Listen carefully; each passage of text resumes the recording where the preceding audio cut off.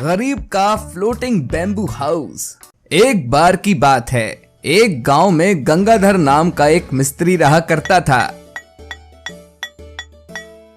वो गांव में लोगों के बहुत ही भव्य और आलीशान घर बनाकर दिया करता था।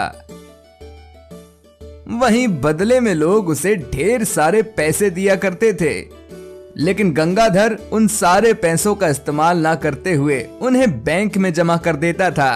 गंगाधर सेठ देवी प्रसाद का घर बना रहा होता है। सेठ जी, मेरे काम का सारा पैसा मेरे अकाउंट में भेज देना। हाँ हाँ ठीक है, भेज दूंगा। लेकिन एक बात तो बताओ गंगाधर, तुम रहते झोपड़ी में हो और पैसे बैंक में क्यों रखते हो? इससे अच्छा हमारे तरह तुम भी एक आलीशान घर बना लो। क्या गरीबों वाली हालत बनाकर रखी है यार। बड़े बुजुर्ग कह गए हैं, जितनी चादर हो उतना ही पैर फैलाना चाहिए। अगर ज्यादा पैर फैलाए तो चादर छोटी पड़ जाएगी।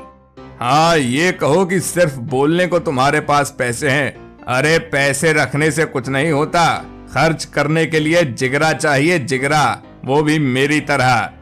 हाँ सेठ, आप ही सही कह रहे हो। खैर, जो भी पैसे हैं वो मेरे अकाउंट में भेज देना।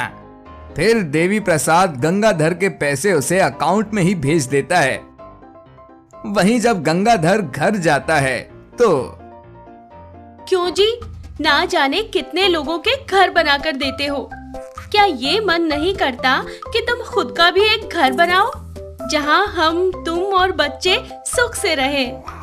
तो मैं क्या तुझ पर जुल्म करता हूँ क्या भाग्यवान? मैंने कब तुझको कोड़े मारे, बता जरा। अरे ढंग का खाती है, ढंग का पहनती है, सोने चांदी के जेवर हैं तेरे पास, और क्या चाहिए?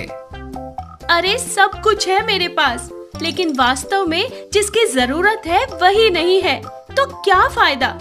पता है, तुम्हारी वजह से आस पड़ोस के लोग और रिश्तेदार हंसते हैं हम पर। कहते हैं पति इसका इतना कमाता है, न जाने पैसों को बैंक में रखकर क्या करता है। आपकी वजह से हमें झोपड़े में जीवन बिताना पड़ रहा है। सच में आप एक नंबर के कंजूस मक्खी चूस हो। अरे अरे भाग्यवान, शांत हो जा, सांस ले ले थोड़ी। अब इतना बड़बड़ाएगी तो सांस फूल जाएगी। क्या करूं बताओ? सच सच बता रही हूँ, नया घर बना कर दो, वरना मैं मायके चली जाऊंगी, तुम देखते रहना।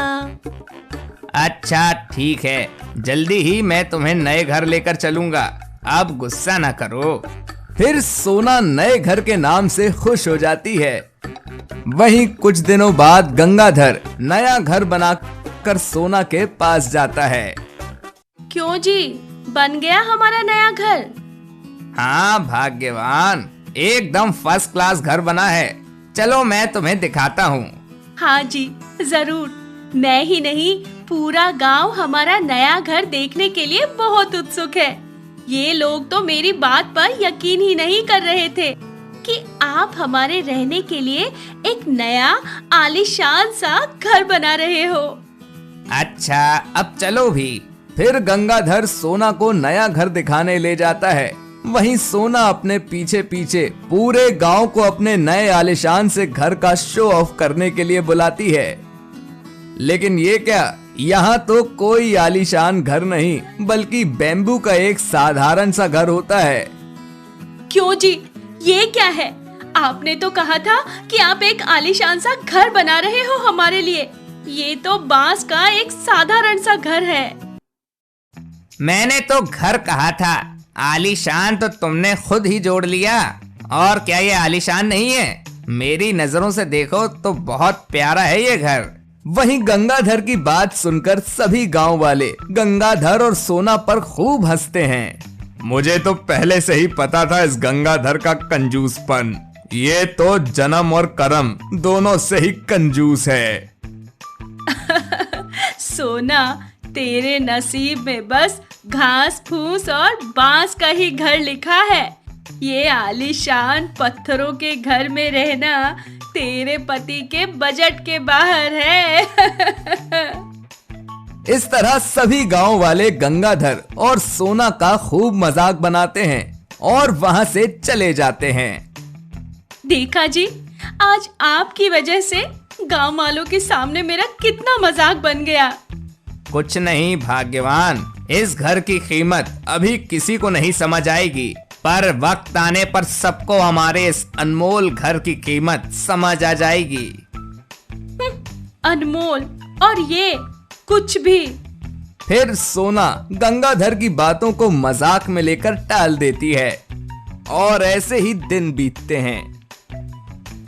और एक बार गांव में जोरों का आंधी तूफान आने लगता है और फिर तेज बारिश होती है। लगातार 2-3 दिन बारिश होने की वजह से गांव में बाढ़ आ जाती है। लोगों के घरों में पानी भर जाता है,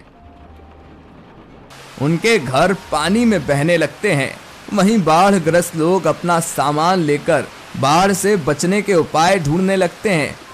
वहीं गंगाधर का बेम्बू हाउस बाढ़ आने पर पानी में तैरने लगता है और उन्हें बाढ़ आने के बावजूद मुश्किल परिस्थितियों का सामना नहीं करना पड़ता। मुझे माफ करना जी, आज मुझे समझ में आया कि आप क्यों आलीशान घर नहीं बनाना चाहते थे। अगर आपने मेरी बात मानी होती तो शायद आज हमारा भी हाल गांव वालों की तरह होता।